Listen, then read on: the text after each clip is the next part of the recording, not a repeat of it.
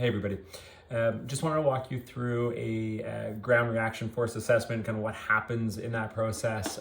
Selected Hugh here. He was in last week, just looking to add a little bit more distance. Pretty good player, shoots in the 70s, getting a little bit older. Just wanted to see if he had anything left in the tank. So when I look at this, obviously we're always trying to impact how he delivers a golf club, right? So in this case, probably wanted to see a little bit more speed, but want to see what else we could unlock. And when we look at this launch monitor data, he's heading down on it almost a degree, swiping across at about 7. And this was the best shot from his collection phase. So you'll see here that he is flying that golf ball 206 yards, pretty straight, 30 feet offline. So looking at that, I kind of want to say, okay, we probably want to hit up on it a little bit. We probably want to stop coming so far from the outside. If we can neutralize that path a little bit, if we could speed up club head speed, that would be great. So the first thing I notice here is like the actual totality of forces here are pretty high. So this black bar here is PGA Tour average, plus or minus 1 standard deviation. So the actual values are pretty good. I don't though like how, well, a couple things I don't like. The first one being the verticals are low, but based on Hugh's age, based on his background in sports, I didn't think that that was a super actionable way to add club head speed.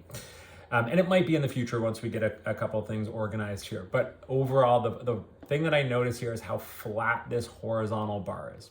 Okay, so as that force builds, what you'll find here is that halfway back, he's only creating a 4% body weight kind of stabilizing force through this foot in this direction. I usually like to see that quite a bit higher. Initially, you'll see that he actually continues to flatline and almost goes into the negative, which would be a braking force. And it's not until he's getting to the top or into kind of change of direction sequence that he really ramps up that force. Now, the actual totality is good. The timing of that peak is good, but I don't like how long it takes to build. And that's something I think he could do a whole lot better. So when we look at this, we'll get into the pressure. The first thing that I notice here is he starts at, call it 50-50 here. And what he'll do is he'll wind up and he'll get to 60% on that right foot, but then he actually just kind of chills there. He just stops doing kind of anything, no loading, no nothing. It'll actually reduce slightly as he gets up to around lead arm parallel. And then that's when he shifts back to 79%. So again, the numbers are okay, but how he gets there isn't great. There's just not enough energy being produced in this phase of his golf swing. So I kind of gave him a cue. If you've seen any of the videos that I've done before, you've probably heard it, but it is left AC joint over the right hip flexor. Kind of with Hugh, I said, just get it past your zipper. Whatever that means, whatever you can kind of see, get the left AC joint, which is just this little bone on the top of my shoulder. Let's just get that and make sure that it gets behind the zipper of your pants. And the first instinct that he had was, well, it feels like a sway. And I kind of had to do some myth busting here, where we do see players' heads move off the golf ball slightly, half a head, give or take. That's totally fine. That's well within range. There are players who have a lot of mobility, who can make a full shoulder turn and not make that head move, who can load the trail side. It just doesn't look like that's who Hugh is, right? So again, just to kind of review, we're looking to affect these numbers: 92, 135 ball, a degree down, and 7 across. Again, getting that up over 206 there. So this was the one towards the end of the session. You can see that he actually builds some of that purple force early. So where he was only, let's say, like 1 and heading towards -1, he's up at 9. That pressure shift here is going to get a lot better. So he's going to now already be at 75, where he was only at 60. He still does have this little bit of a chill and late load to the trail side, but the number's larger. It was larger earlier. Again, still some more work to be done, but a good starting point here for you. Excuse me. And what we'll find from the launch monitor when we get that, and again, no increase here, a slight increase here. I think just getting a little bit wider there for him. The number goes up here, and at the end of the day, all we're trying to do is not make perfect graphs. We're not trying to be anybody that we're not. We're not trying to swing it in a specific fashion.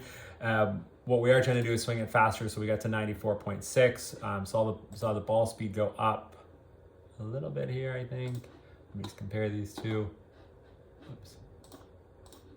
Sorry about that. So yeah, so the ball speed doesn't even go up here. It was a little bit poorly hit, but because he's swinging 2 degrees or almost 3 degrees on the upswing instead of almost 1 on the down, a couple of miles per hour faster club head speed, a little bit more neutral in his delivery, what we're going to find here is that ball is going to carry 230 instead of 206. So again, we want to work within the confines of the athlete, essentially, of what they can and can't do. I didn't think it was going to be a real useful thing for Hugh to think about loading vertically into the ground and trying to explode up. And I might be wrong, and Hugh might be able to do that, in a time. But what I really saw as the easiest path forward here was that movement of that AC joint.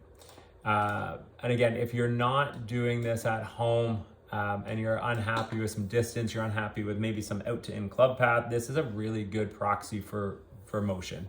I think it's one that you'll see repeated often. So here you'll see him kind of separate away from the line where he started on, and here he's obviously just still kind of on it. The more we can get that left shoulder over and kind of crossing the zipper as opposed to kind of staying out in front of the zipper, the better off we're going to be. The more we'll load to trail foot, the more potential energy we've got in that frontal plane, meaning hopefully more upward, less out to in, and a little bit more club head speed. So I think that's just a really good illustration of gaining, 24 yards of carry distance here. And Hugh said that if he could fly at 220, he'd be stoked. So seeing him fly at 230 towards the end of our session was really nice to see. And, this was last week. I've already heard from Hugh that he was, really impressed with the results already on the golf course. And again, he's going to go through ups and downs with that stuff. But at the end of the day, if he's got a blueprint of what he needs to accomplish, I think he's going to spend his practice time a little bit more effectively. So I hope that helps somebody out here. When you see yourself, if that AC joint doesn't get kind of across the zipper towards the trail hip flexor, that would be one thing that I would address before looking at kind of anything else in the golf swing.